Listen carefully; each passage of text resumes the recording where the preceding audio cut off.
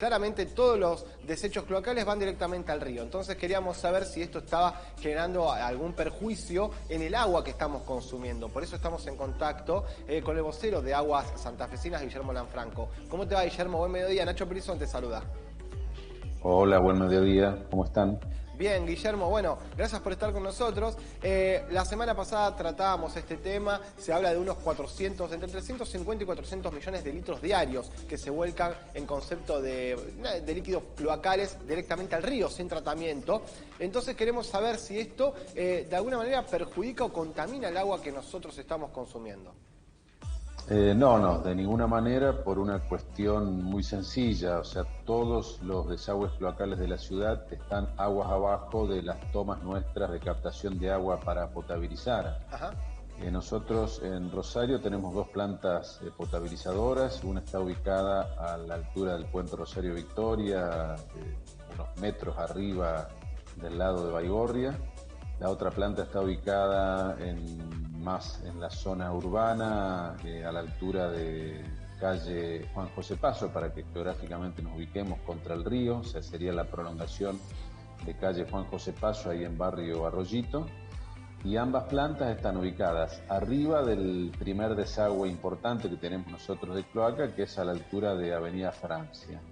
Los desagües que vemos por arriba, alguno puede decir, bueno, en la Florida se ven caños que desagüan en el río, son desagües pluviales, es decir, aguas que son de lluvia, normalmente recogen el agua de lluvia en la zona norte, en barrio La Florida, y los desagües cloacales de Florida, de Alberdi, de Baigorri, de Bermúdez, todos son conducidos hasta por debajo de las tomas nuestras de las plantas potabilizadoras, es decir, en el caso particular de la ciudad de Rosario, por debajo de la toma que está ubicada Bien. en barrio Arroyito, así que no hay posibilidad física de que haya interferencia de líquidos cloacales con el agua que tomamos para potabilizar. Bien, está buena la aclaración, porque bueno, surgía el interrogante.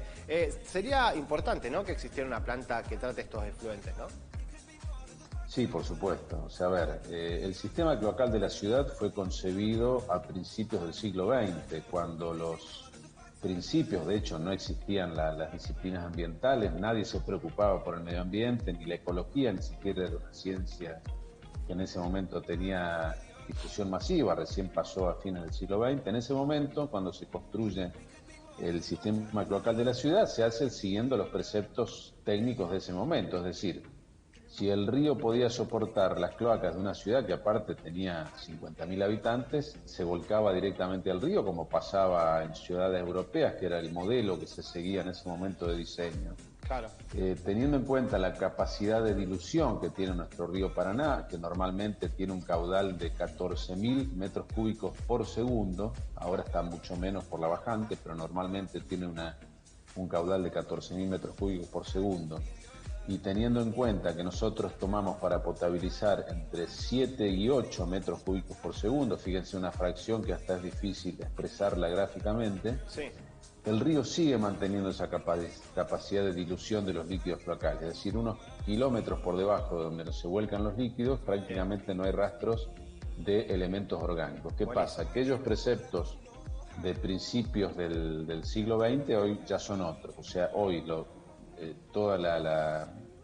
principios o los conceptos ambientales indican que todo lo que uno toma de la naturaleza tiene que devolvernos en las mismas condiciones que lo tomó. Por eso nosotros estamos trabajando en proyectos para hacer plantas de tratamiento de los líquidos cloacales.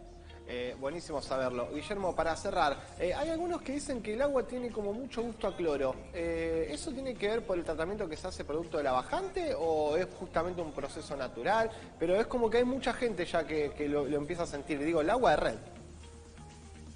El agua potable, una de las características para que sea potable es la incorporación de cloro. O sea, el cloro asegura la desinfección del agua. Siempre vieron que a veces se recomienda cuando uno toma agua de alguna fuente no segura agregarle unas gotitas de cloro. Bueno, nosotros al agua, para que sea potable, en el proceso de potabilización incorporamos cloro.